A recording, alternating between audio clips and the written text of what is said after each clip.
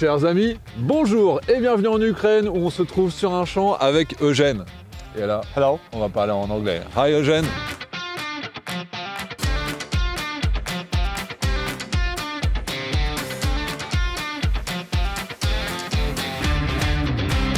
Eugène is a fighter for Ukraine since 2014 and a drone operator, a very good drone operator. You've tried lots of them, that's it?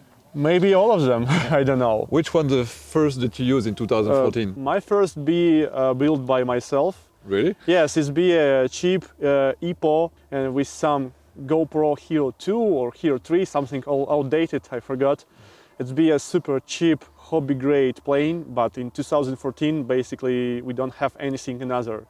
Ukraine don't have any UAVs. No, I lie. We have UAVs, it's Soviet one with jet engine. All first UAVs be something like mine, hobby grade, built it by yourself with some Chinese part from AliExpress.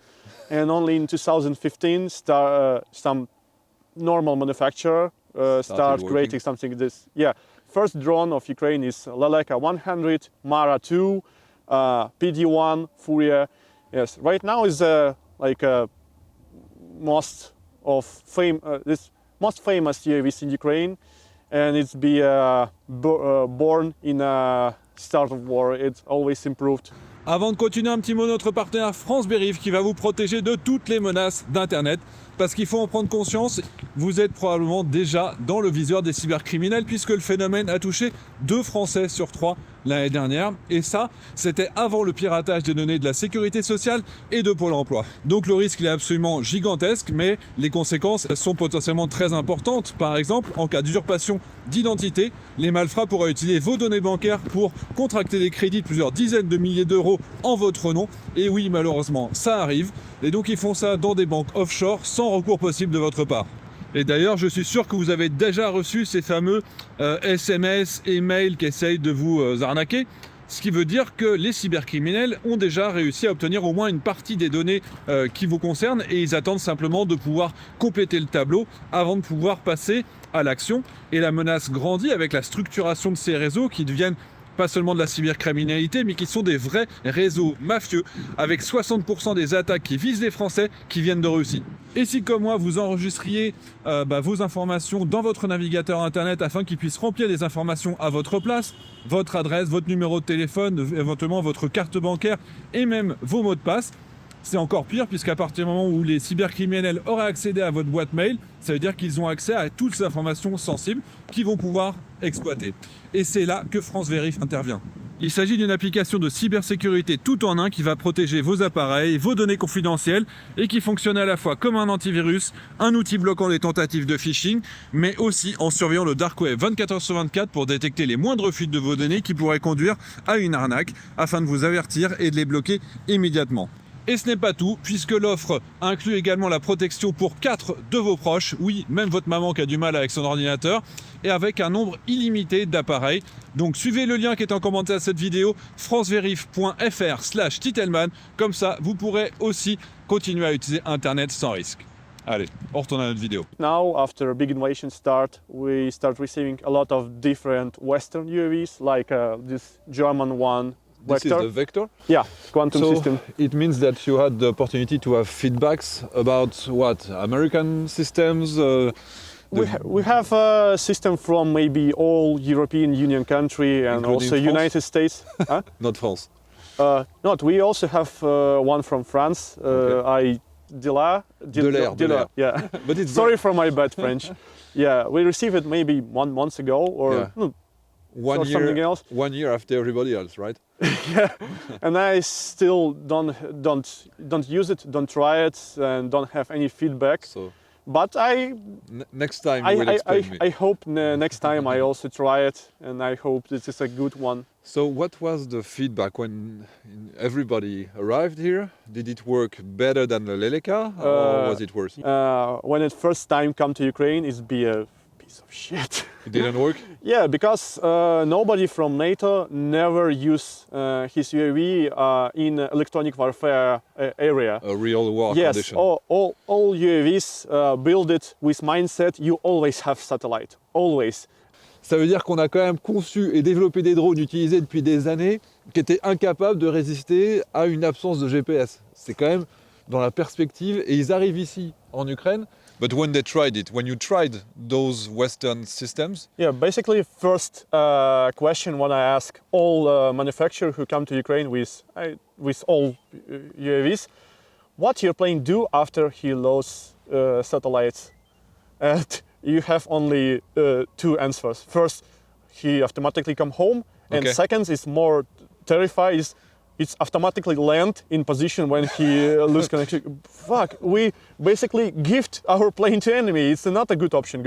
After this, all UAV manufacturers world be splitted by two. First one is good guys who start listen for our feedbacks and do some improvement, change radio, change antenna for data link, do some inertial navigation stuff, some visual-based navigation, add some CRPA, protected GNSS antennas, and other stuff. CRPA, can you just explain how it works? CRPA is a matrix with 4 or 7 or 8 antennas of GPS. Standard GPS antenna have a wide angle of view and collect a lot of interference even from ground. You know, this mirrored from ground. CRPA antenna have a very sharp angle of all these antennas, and special software inside this computer unit can split real GPS signal from an interference. It's basically for it's GPS not jammed.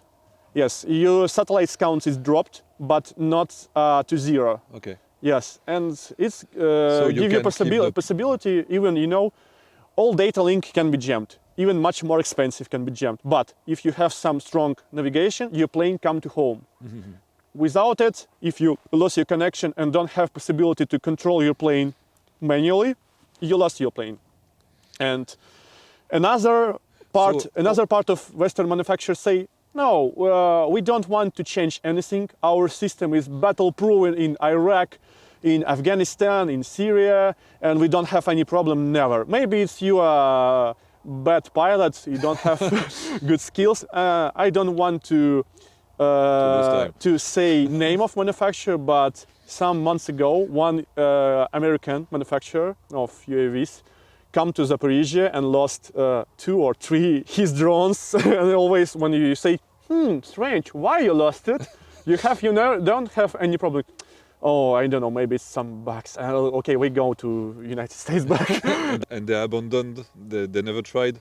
No, we still wait for some feedbacks, maybe some firmware updates or something else, and don't receive anything. Alors déjà, in April you had it?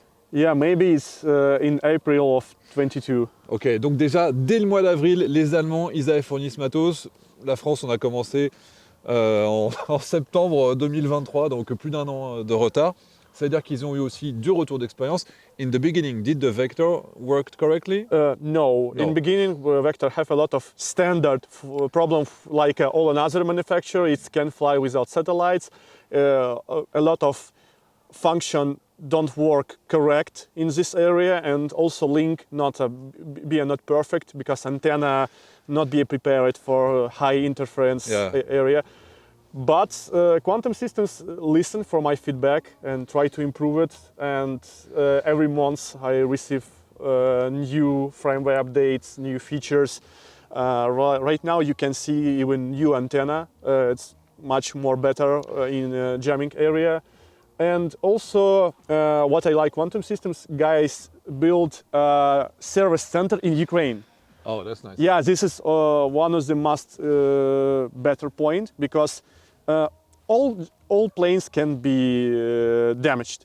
Something can go wrong, and you need to repair it. It's all year. faster if you do it. Yes, and with Western UAVs, main problem you need to send it to European Union or to United States, and it's a lot of paperwork and a lot of time, and you go back to infantry until you wait for repairing your drone.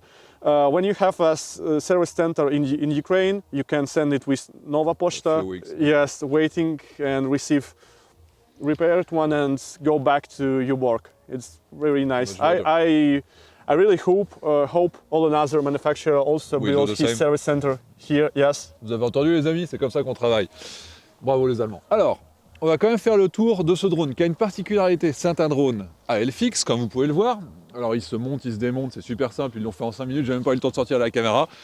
Par contre, son gros avantage, c'est que lui, il a un système à décollage vertical, parce que là, il y a un système qui permet de s'orienter, de changer. So, first thing, when you use a fixed wing, Yeah. it means that you can go further than with the It's a one multicopter. Yeah. multicopter. When we talk about further, how far is it? Standard distance of this plane is something like 20 kilometers from a takeoff position. You can reach more, but right now we have a limitation for a battery, and we try to not fly too long from us to have some extra time for circling Yeah, and of course. loitering around our target. Okay. Um, But how long does it fly? up to 2 hours, but basically something like 1 plus half. Okay. We wait for a new battery. It's much more bigger, and manufacturer says for 3 hours autonomy. That's good. Yeah, that's good. We also have a new antennas for 15 kilometers. We'll show it after that. But Yeah. you're talking about the autonomy. You know, I'm always amazed because we are thinking about the thermal engine. The thermal engine, I've heard, for example, the Penguin. Yeah. It was supposed to fly for 8 hours. Yeah. Why don't you prefer it? New Penguin can fly even 20 hours, maybe. Okay. Brand new. But main problem with gasoline propelled plane, it's high noise rate, and also this plane have extremely high heat, and it's easy to be find it, and you can shoot it down much more easy than electric powered plane. And if you're looking to sky, we have a cloudy weather, Yeah. and you need to fly lower. With the gasoline engine plane, it's not an option. You need to have something like 3 kilometers altitude to be in a safe zone from Okay. some anti-air system.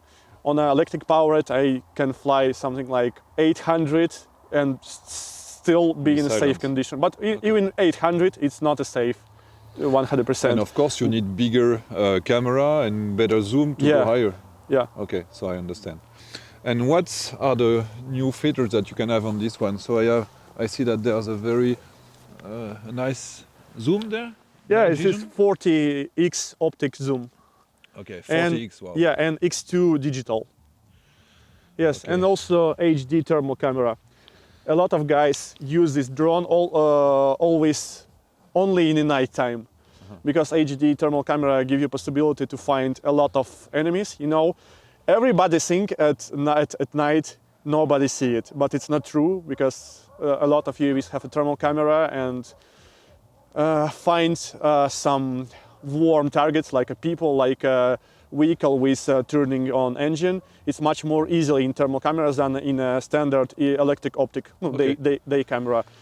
And a lot of crews work in a split vector for some surveillance, and some multicopter with thermal camera for dropping stuff on finding target. Parce qu'évidemment, c'est beaucoup plus compliqué d'utiliser des ailes fixes pour faire du bombardement, parce qu'il y a des questions de balistique, etc. Et donc, en général, ils font de l'observation avec ces drones, qui ont plutôt une valeur de tourner dans le ciel et de faire de l'observation. Et ensuite, ils envoient un drone pour faire du bombardement, du R-18, du DJI, même si aujourd'hui, ils essayent d'éviter les systèmes chinois. Et donc, petit à petit... mais ceci dit, but some of the fixed wings, I'm thinking about the Punisher, for example. The Punisher can drop some bombs. Yeah, we have some have you planes tried who it? can drop bombs. It's Siege and Punisher. And main problem of all this type of planes, it's not too big. It's not This size. Yes, it's pretty same size like a Vector, and you don't have possibility to carry huge bomb. Is then some calculation that you have to make yourself, or is it autonomous? It's not autonomous, but you also don't need to calculate it with a paper. You have a ballistic calculator, you press on a coordinate of target, what you want to strike, and you need to say this program altitude of the plane, speed of the plane, wind speed and wind direction. Okay. Yes, and It's a bit complicated. after calculation is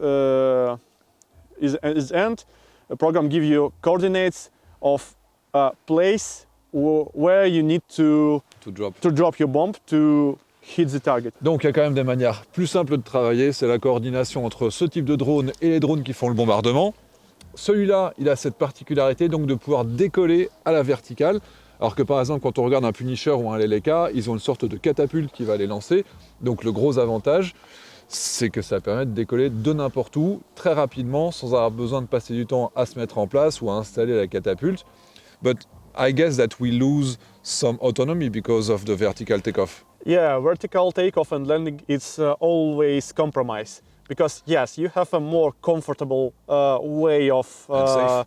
yes, and safe, but you pay for this is cutting some time of flight. Some more classical plane like Leleka 100, it's launched from a rubber catapult and land on the belly. You need much more skills because technique of correct takeoff, you need some practice, and also landing in a belly, you need a lot of practice. But you receive a possibility to fly much more longer, and you can take off and land in a much more stronger wind. Mm-hmm. And if you have a boss of this plane, you can choose what you want to do today. If you have a calm wind, you can use VTOL. If you have a strong wind, you can use some plane with maybe little less quality camera, but you can fly. Ok, that's good. Bon, on est à une dizaine de mètres du drone. Il y a quelque chose que je vous ai jamais montré encore, c'est Starlink. Le petit Starlink, il est là. Une batterie électrique de secours, ça, c'est très utilisé. L'émetteur Wi-Fi, et voilà, et les récepteurs satellites. Donc ça, ils s'en servent, notamment parce que pour travailler en étant connecté avec l'ordinateur qui est dans la voiture au chaud. So this is, you can't work without it? Basically not, because it's a main source of internet in the field. And right now, you know, every UAV always do a streaming. We have some protected server for translate video directly from your payload. The headquarters? Yes, and we have a lot of different level of headquarters and special units who sit and monitoring video from all possible sensor, copter, fixed wing, some stationary camera, you know, this like PTZ camera. Okay. Yes, and do some situation awareness stuff. Yes, and without Starlink, it's impossible. Un jour, j'espère aller visiter ce type de headquarter. I tell you, one day I hope I will see this kind of thing. Maybe, but it's some secret stuff. I know, that's why I want to see it. Yeah. Non mais regardez, c'est juste une caméra GoPro quoi. J'hallucine. Armin.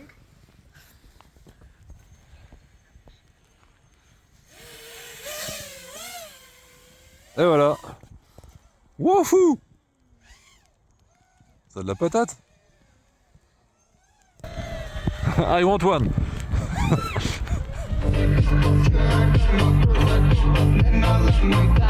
Putain, il y a une chose qui est sûre en tout cas, ils ont le moral. J'espère que cette vidéo vous a plu. Je vous dis à très bientôt pour de nouvelles aventures avec des drones. Il se prépare des choses pour cet hiver. Je peux pas en parler, mais quand ça arrivera... Voilà, je le savais. Allez, je vous dis à très bientôt.